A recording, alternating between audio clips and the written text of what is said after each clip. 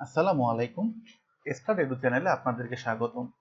আজকের পর্বে আমরা স্টার্টার একটি লুপ কমান্ড ফর var সম্পর্কে শিখব। আমরা যখন অনেকগুলো ভেরিয়েবলের কাজ একটা কমান্ডের মাধ্যমে করতে চাই, তখন একটি loop command for var use করতে হয়। আমরা শুরুতেই ডেটা সেটটাকে একটু দেখে নিই। আমরা দেখতে পাচ্ছি আমাদের ডেটা সেটের মধ্যে একটা ভেরিয়েবলে কিছু মিসিং ভ্যালু রয়েছে। এখানে কিছু মিসিং ভ্যালু রয়েছে।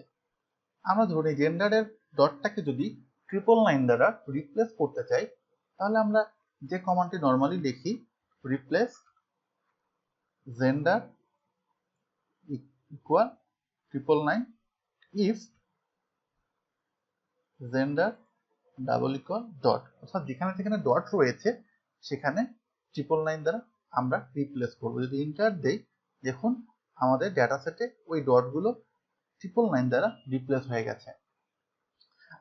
কিন্তু আমাদের এস ভেরিয়েবলে রয়েছে এডুকেশন, ওয়েলথ ইন্ডেক্স, সবগুলোতেই মিসিং ভ্যালু রয়েছে। আমরা এই সবগুলো কাজ যদি একসাথে করতে চাই, তখনই লুপ কমান্ড ফর var ব্যবহার করতে হয়। এটা খুবই সোজা একটা কমান্ড। জাস্ট আমরা লিখব ফর var, অর্থাৎ ভেরিয়েবল। আমরা যে ভেরিয়েবলগুলো নিয়ে কাজ করতে চাই, ধরুন এস, এডুকেশন, ওয়েলথ ইন্ডেক্স। আমরা এখন নর্মালি আমরা আগের কমান্ডটাই লিখব, রিপ্লেস, আমরা আগে ভেরিয়েবলের নাম দিতাম, ওই ভেরিয়েবলের জায়গায় এক্স দিব, অর্থাৎ এই এক্সটি এই সব ভেরিয়েবলগুলোকেই প্রকাশ করবে, অর্থাৎ এক্স দ্বারা তিনটি ভেরিয়েবলকেই বোঝাবে। Replace x equal to 999 if x equal to double equal dot. অর্থাৎ দেখুন এই ভেরিয়েবলে যেখানে যেখানে ডট রয়েছে সেখানে 999 দ্বারা রিপ্লেস হবে।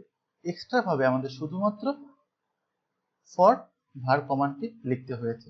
যদি আমরা ইন্টার দিয়ে দেই, দেখুন আমাদের ওই ডটগুলোর জায়গায় 999 চলে এসেছে। এতগুলো ভেরিয়েবলের কাজ আমরা মাত্র একটা কমান্ডের মাধ্যমে করতে পারলাম। আপনারা আপনার প্রয়োজন মতো রিনেম, লেভেল ভেরিয়েবল সবকিছুই এই ফর var কমান্ডের মাধ্যমে করতে পারবেন। ভিডিওটি ভালো লাগে লাইক এবং সাবস্ক্রাইব করে পাশে থাকুন। ধন্যবাদ সবাইকে।